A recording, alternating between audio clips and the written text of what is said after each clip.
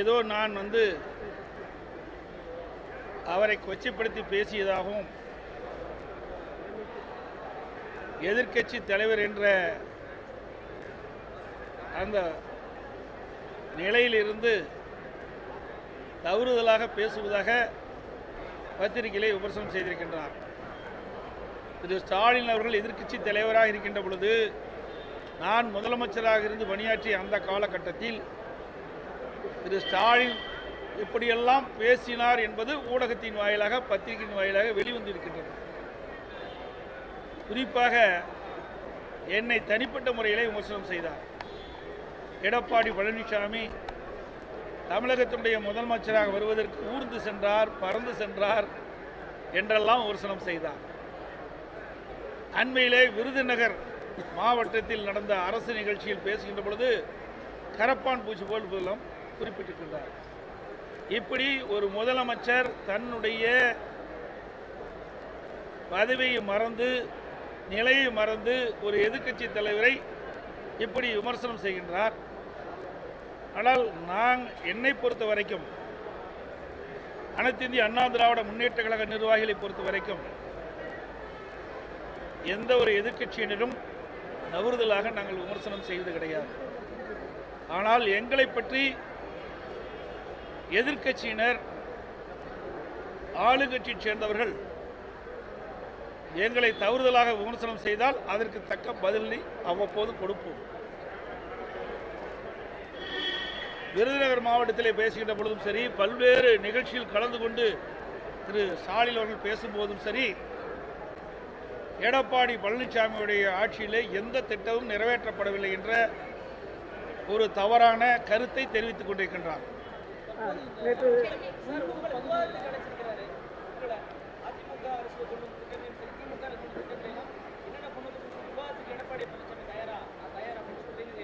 யாரு நான் அழைப்புட்டது? யாருக்கு அழைப்புட்டேன்? யாருக்கு அழைப்பு விட்டோம்? அப்பனா முதலமைச்சர் தான், இந்த நாட்டுடைய முதலமைச்சர் தான் பதில் சொல்ல வேணும். இவர் பதில் சொல்றதுக்குலாம் எங்கால் நிறைய இருக்கிறாங்க. இங்கே இருக்கிறாங்க முன்னாள் அமைச்சர்லாம் நிறைய பேர் இருக்கிறாங்க. இவருக்கு என்ன தெரிய போகுது? அப்பாவோட மோசமாக இருக்கிற இவர் ஏதோ சவாலுக்காக பேசுகிற ஒழிய வாய்ச்சொல் வீரராக இருந்து பிரயோஜனம் இல்லை. அனைத்து இந்திய அண்ணா திராவிட முன்னேற்ற கழக ஆட்சியில் நிறைவேற்றப்பட்ட திட்டங்கள் இந்த ஒரு மாவட்டத்தில் மட்டும் நான் சொல்லியிருக்கிறேன். தமிழ்நாடு முழுவதும் ஏராளமான திட்டங்களை நாங்கள் நிறைவேற்றிக்கிறோம். திராவிட முன்னேற்ற கழக அரசு அமைக்கப்பட்ட பிறகு, திரு ஸ்டாலின் முதலமைச்சராக வந்த பிறகு என்னென்ன திட்டத்தை நிறைவேற்றப்பட்டீர்கள் அதுக்கு நான் கேள்வி கேட்டால் உதயநிதி பதில் சொல்கிறார். ஏன் முதலமைச்சர் எங்கே போயிட்டாரு அப்படின்னா, திறமையில்லாத முதலமைச்சர் ஒத்துக்கிறாரா அவரு? நான் சொன்ன மாதிரி பொம்மை முதலமைச்சர் ஒத்துக்கிறாரா? ஏன் அதான் நான் ஏற்கனவே சொன்னமே. இன்றைக்கு தமிழக எல்லா மாநிலத்திலும் ஒரு முதலமைச்சர் தான் இருக்கிறாங்க. தமிழ்நாட்டில் தான் 4 முதலமைச்சர் இருக்கிறாங்க. அந்த அடிப்படையில் தான் உதயநிதி முதலமைச்சருக்கு பதிலாக பதில் சொல்லிட்டு இருக்காரு. முதலமைச்சர் சொல்ல வேண்டிய பதில் முதலமைச்சர் தான் சொல்ல வேணும். நான் ஏற்கனவே சொன்னேன், அதிகார மையங்கள் 4 இருக்குது. அந்த 4 யார் என்று உங்களுக்கே தெரியும். வேண்டுமென்று திட்டமிட்டு என்னிடத்தில் ஏதாவது கேள்வி கேட்டு அது ஒரு விவாத பொருளாக்கி அப்புறம் அதுக்கு ஒரு 4 பேர் வச்சு விவாதம் பண்ணுவீங்க. அது ஏற்கனவே சொல்லியாச்சு, அது தெரியும் உங்களுக்கு. நல்வாழ்வுத்துறை அமைச்சர் செய்தியாளர்களை சந்திச்சிருந்தாரு சார். அப்போ அவர் என்ன சொல்றாருன்னா, ஒரு அமைச்சர் காவல் நிலையத்தில் புகார் அளித்தா கூட காவல்துறையினர் நடவடிக்கை எடுக்கல அப்படின்னு ஒரு அதிர்ச்சியான தகவலை பதிவு செஞ்சிருக்கிறாங்க. அப்படிப்பட்ட அரசாங்கம் தான் இப்படி இருக்குது. ஆனால் ஏற்கனவே சொன்னேன், தமிழகத்தில் சட்ட ஒழுங்கு அடியோடு சீரழிந்து விட்டது. இன்றைக்கு திறமையற்ற முதலமைச்சர் நாட்டை ஆண்டு கொண்டிருக்கின்றார். பொம்மை முதலமைச்சர் நாட்டை ஆண்டு கொண்டிருக்கின்றார். அவருடைய அமைச்சர் இருக்கின்ற அமைச்சரே இப்படிப்பட்ட கருத்து சொல்கின்ற பொழுது நாட்டு மக்களுக்கு எங்க நீதி கிடைக்கும்? அதே மாதிரி மெத்தபெட்டம் என்கிற போதைப் பொருள் அதிகமாக புழக்கத்தில் வந்துட்டு இருக்குது. ஒரு மருத்துவ பரிந்துரை சீட்டு இல்லாமலே சர்வசாதாரணமாக கிடைக்குது அப்படின்னு சொல்லி அவர்கிட்டே ஒரு கேள்வி கேட்ட செய்தியாளருக்கு என்னன்னா, குற்றம் செய்யப்பட்டவர்களை அடையாளம் காட்டினால் நடவடிக்கை எடுப்பதா அவர் பதில் சொன்னாரு. இப்படி அரசாங்கம் எதுக்காக இருக்குது? அரசாங்கம் என்பது இப்படி பத்திரிகையாளர்களோ அல்லது பொதுமக்களோ ஏதாவது பிரச்சனை என்று சொல்லுகின்ற பொழுது அந்த பிரச்சனைக்கு ஆழமாக சென்று அதை விசாரித்து உரிய நடவடிக்கை எடுக்கணும். அதுதான் அரசாங்கம். நாமளே சொல்றதுக்கு அரசாங்கம் தேவையில்லை. சில இடத்துல இப்படிப்பட்ட போதைப் பொருள் விற்பனை நடக்குதுன்னு சொன்னால் அந்த அரசாங்கம் விழிப்போடு இருந்து செயல்பட்டு எந்தெந்த இடத்துல போதைப் பொருள் விற்பனை இருக்குது, எந்தெந்த நீ சொன்ன மாதிரி அந்த போதைப் பொருள்லாம் இப்பொழுது இங்கேயே தயார் பண்ணுகின்ற ஒரு சூழ்நிலையெல்லாம் பத்திரிகையில் பார்த்தேன். அப்படிப்பட்ட அவலங்களை இந்த ஆட்சியில் நடைபெற்றுக் கொண்டிருக்கின்றன. சட்ட ஒழுங்கு அடியோடு சீர்கட்டு விட்டது. காவல்துறைக்கு முழு சுதந்திரம் கிடையாது. அதனால அவர்கள் இந்த போதைப் பொருள் விற்பனை செய்கின்றவர்களை தடை செய்ய முடியாத ஒரு சூழ்நிலை இருக்குது. அதனால தான் இந்த போதைப் பொருளை தடை செய்ய முடியல. அதிமுக சார்பில் தொகுதி வாரியாக புதுசாக ஒரு கள ஆய்வு குழுவெல்லாம் அமைச்சிருக்கு சார். அந்த கள ஆய்வுகளுடைய உத்வேகம் தற்பொழுது அதிமுக தொண்டர்கள் மத்தியில் எப்படி இருக்கு சார்? அதை நீங்கள் போனது தானே தெரியும். அனைத்து இந்திய அண்ணா திராவிட முன்னேற்ற கழகத்தை பொறுத்த வரைக்கும் கட்டமைப்பு பலமாக இருக்க வேண்டும் என்ற எண்ணத்தின் அடிப்படையில் தான் நாங்கள் இந்த தொடர் நடவடிக்கைகளை எடுத்துகிட்டு இருக்கோம்.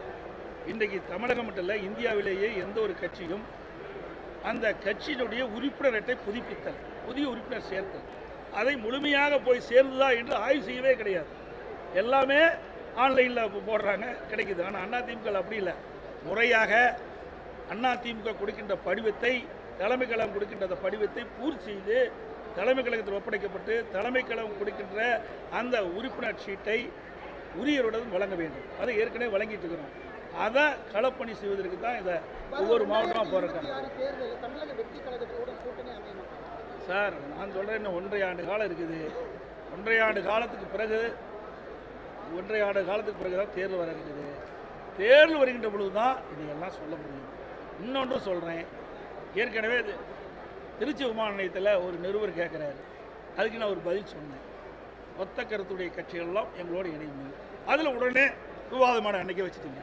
பாரதிய ஜனதாவோட எடப்பாடி பழனிசாமி மறைமுக கூட்டணி ஏற்கனவே தெளிவுபடுத்திட்டேன். தெளிவாக நான் சொல்லியாச்சு. நாடாளுமன்ற தேர்தல் இருக்கும்போதே நடக்கின்ற பொழுதே கட்சியினுடைய தலைமை அலுவலகத்திலும் சரி, பல்வேறு ஊடக பேட்டியிலும் சரி, பத்திரிகை பேட்டி கொடுக்கும்போது தெளிவாக சொல்லிட்டோம். சட்டமன்ற தேர்தலின் போது பாரதிய ஜனதாவுடைய கூட்டணி இல்லை என்று சொல்லப்பட்டு விட்டது. அதை வைத்து மீண்டும் மீண்டும் நீங்கள் கேள்வி கேட்டு இருக்கிறீங்க. என்ன சொல்றது? ஏற்கனவே நாங்கள் முடிவு செஞ்சு அறிவிக்கப்பட்டு விட்டது. திமுக எங்களுடைய எதிர்கட்சி. திமுக மக்களோட ஆட்சி அகற்றப்பட வேண்டும் என்பது நோக்கம். அதோட பாரதிய ஜனதாவுடைய கூட்டணி இல்லை என்பது எங்களுடைய நிலைப்பாடு. அதில் தெளிவாக இருக்கணும். அதனால எதையும் பொருத்தி பேசக்கூடாது. சார், நான் தான் தெளிவாக சொல்லிட்டேன்.